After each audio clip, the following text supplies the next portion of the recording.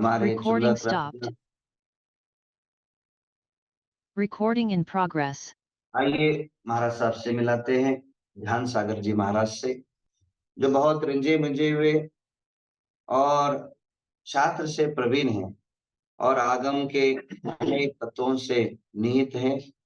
हम जो भी उसके बाद आज के बाद शुरू करते हैं। अब यहाँ शुरू करते हैं सबसे पहले मंगलाचरण के साथ। महाराज साहब को मैं सौंपता हूँ।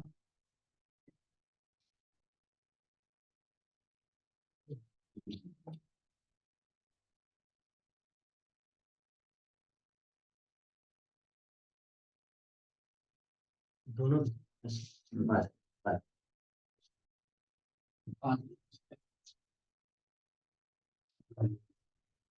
ओम नमः आचार्य महाराज श्री विनम्र नमस्कार।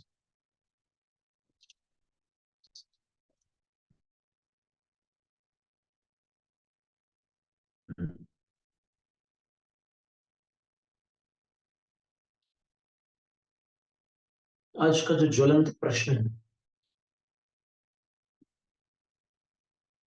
वो ये है कि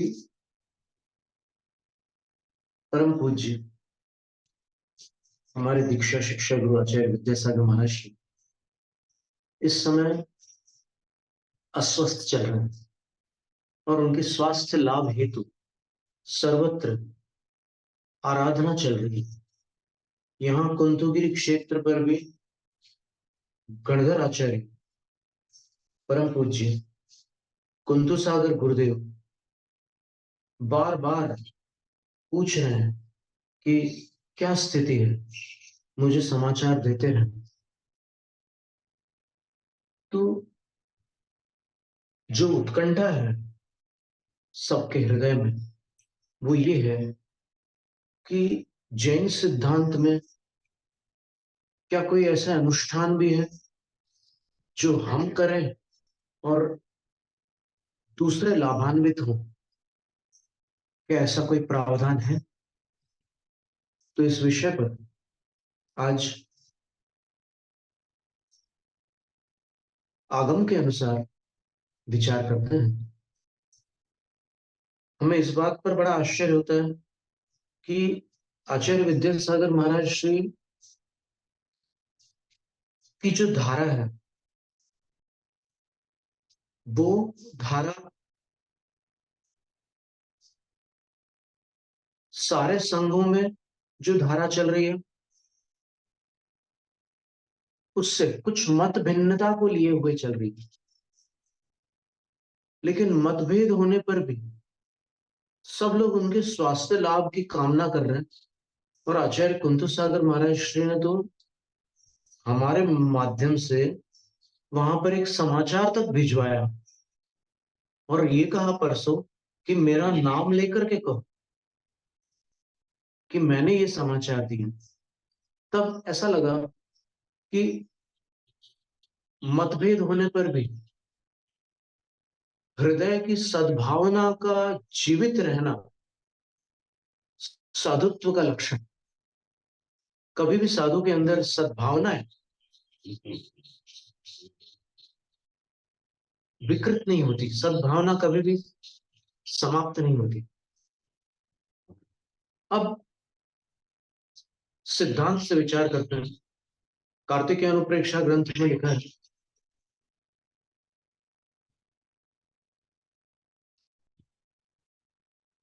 तत्व भवे किम शरण जत सुरिंद्राण दीसदे विलव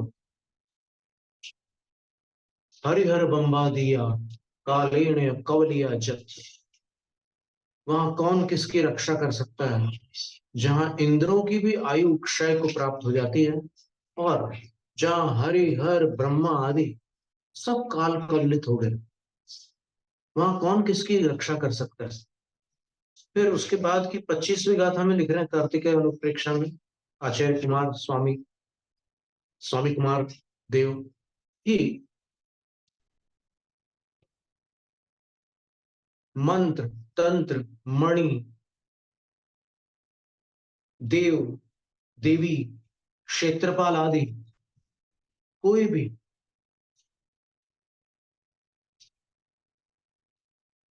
किसी को हमेशा के लिए जीवित नहीं रख सकते। लेकिन अपन ये भी देखते हैं कि शास्त्रों में ऐसा आता है कि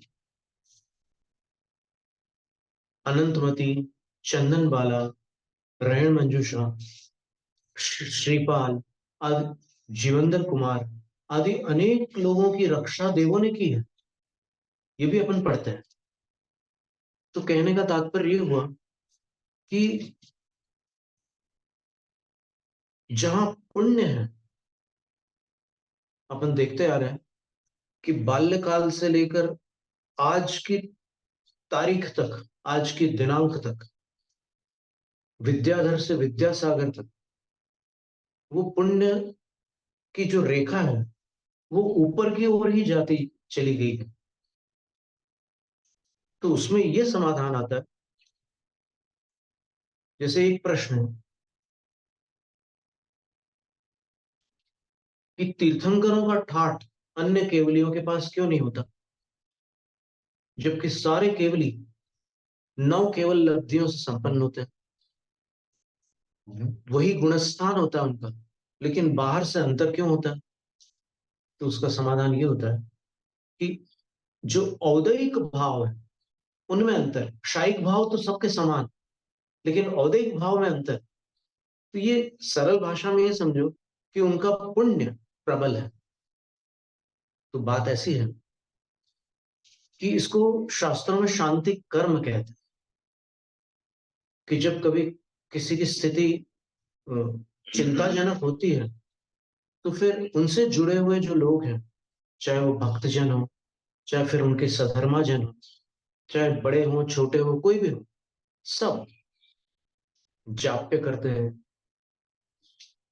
जैसे संघ में, आचार्य श्री के संघ में सारे साधु 5 मालाएं कर रहे हैं आचार्य श्री के स्वास्थ्य लाभ में। तो सब अपने अपने ढंग से करते हैं क्रियाएं, कहीं पर विधान होते हैं, कहीं स्तोत्र पाठ करते हैं, कहीं और अनुष्ठान करते हैं, सब लगे रहते हैं। तो ये कैसे काम करता है? तो इसका समाधान ये है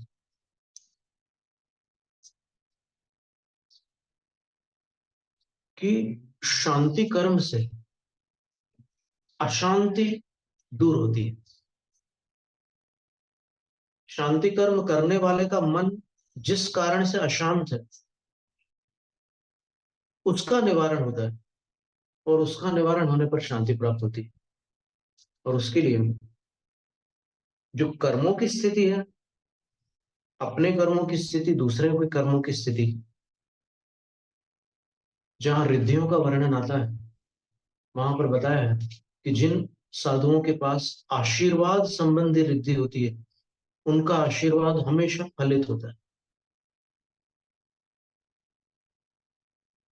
उदाहरण के लिए आचार्य विमल सागर महाराज श्री, और आज भी ऐसे साधु हैं कि अगर वो आशीर्वाद दे देते हैं तो वो आशीर्वाद काम करता है। तो सारा खेल भावनाओं का है, और भावनाओं के साथ में किए गए अनुष्ठान का है।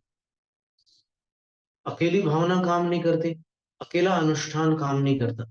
भावना के साथ जब अनुष्ठान का तालमेल होता है तब वो कार्य संपन्न होता है।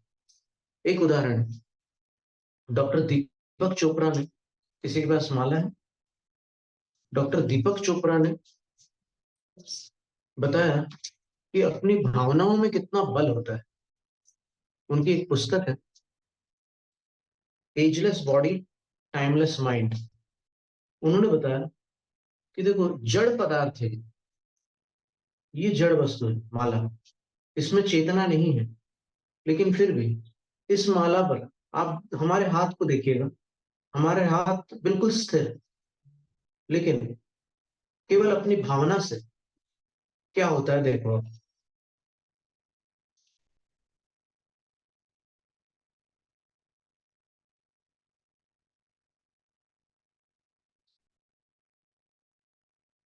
हमने भावना की कि यह माला घड़ी के कांटे के समान गोल घूमे, तो वो घूमने लगी। अब हम भावना करते हैं कि ये उल्टी घूमने लग जाए,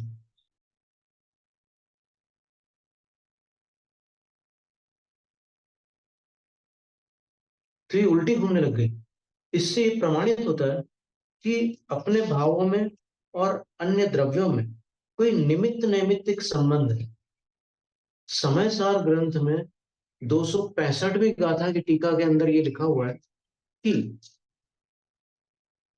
एक तो कारण होता है और दूसरा कारण का कारण होता है। तो उसमें ये बताया कि बंध का कारण अपना भाव है, भाव का कारण कोई द्रव्य है।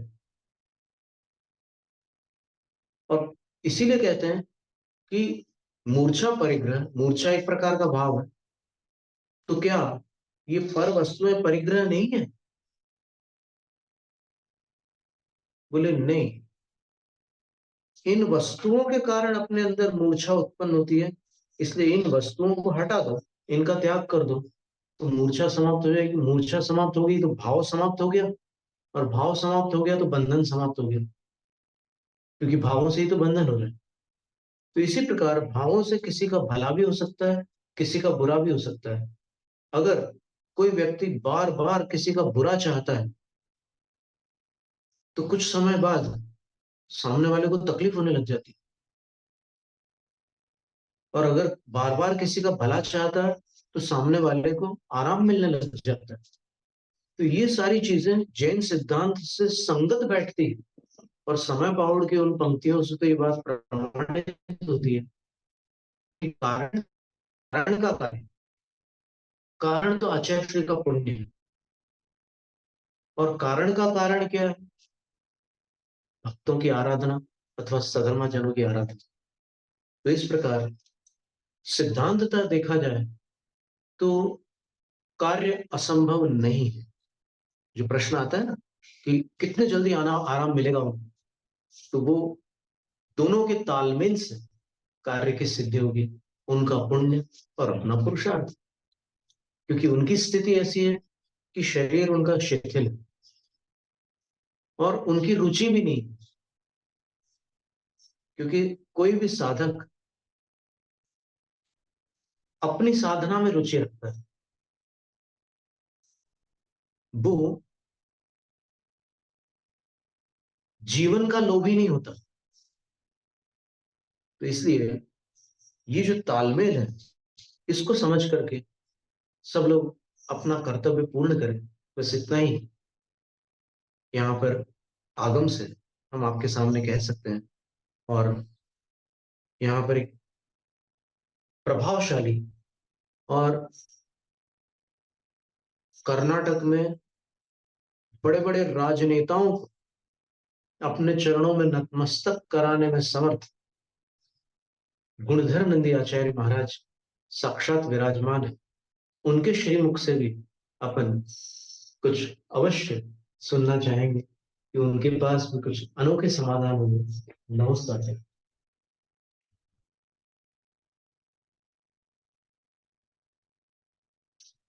अभी आपने